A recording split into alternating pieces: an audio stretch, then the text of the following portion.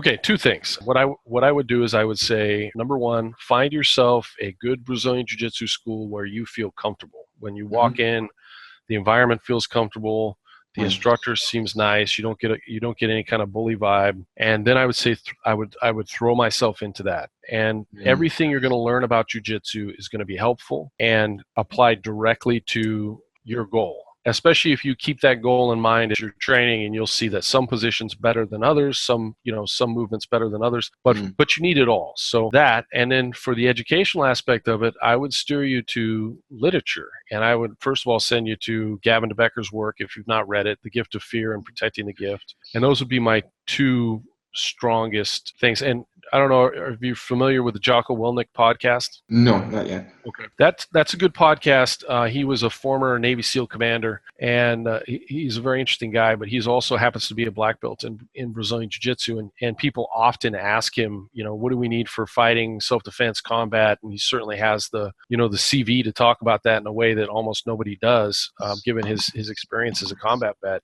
Mm. And he articulates why jujitsu is so important often on that podcast, as well as reading from various books on the topic of violence and self-defense in Mm. every episode. So violence is an issue that he discusses quite a bit on there, and I think that's a great resource. But between jujitsu and the physicality of it and information that you get from a book like Gavin De Becker's The Gift of Fear, you're going to have all the tools you need in your tool chest to be able to defend yourself and your family, with the Mm. exception of maybe a firearm, depending on where you live and what kind of threat you're under.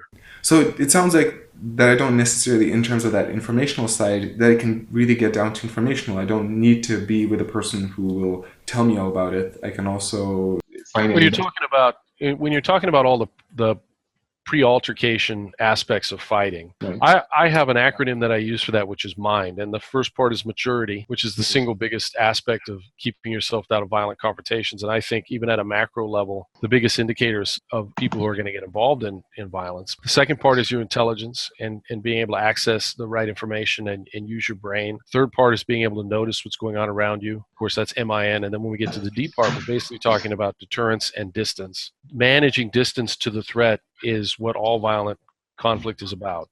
That aspect of self-defense and that aspect of violence is something that even if it were taught to you by an instructor, it would be done so verbally, with the exception once we get into actual physical contact. And by that, I mean even a conversation. Somebody's coming up to you to ask you a question in the street, right? At that point, I would say that we're dealing with the martial arts part of it. But everything up to that point, you can get from books.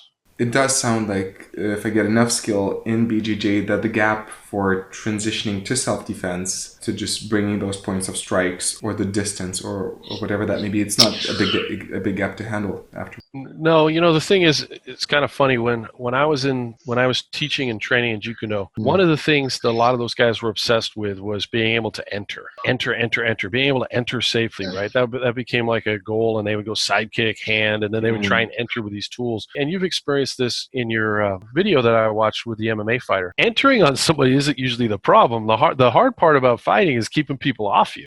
Clinch just happens. If somebody's bound and determined that they're going to tie you up, you're probably going to get tied up. And by the same token, if somebody starts flailing punches at your head and you want to go in and hug them, that's not usually the problem, right? The problem, it's I'm not saying it can't be, and there's not intelligent ways to do it, but acquiring the clinch in a fight or in a confrontation isn't the hardest skill. It's actually quite simple, and there's some simple ways to do it safely. And then you can train it with aliveness, and you can get good at that skill very quickly. The hard part about fighting is what you do after you're clinched up, because now you're dealing with another human being's strength and base and weight and how you manage the fight from that point forward. And you're going to learn that from not just jiu-jitsu, but wrestling, all the grappling arts. And it's safe. You're not going to get punched in the head and incur traumatic brain injury. And it's going to apply in every environment, in self-defense, or if you decide you want to compete. It's fun. It's going to teach you about your body. And you're going to learn how to handle and manage men who are bigger and stronger than you in that environment through grappling. And so that's always the direction I tend to send people. Right, I see. And also, if somebody's not holding on to you, why didn't you just run away? Yeah, right. Unless you're protecting someone, that's a different scenario. But there's not a lot of situations where you need to square up with somebody,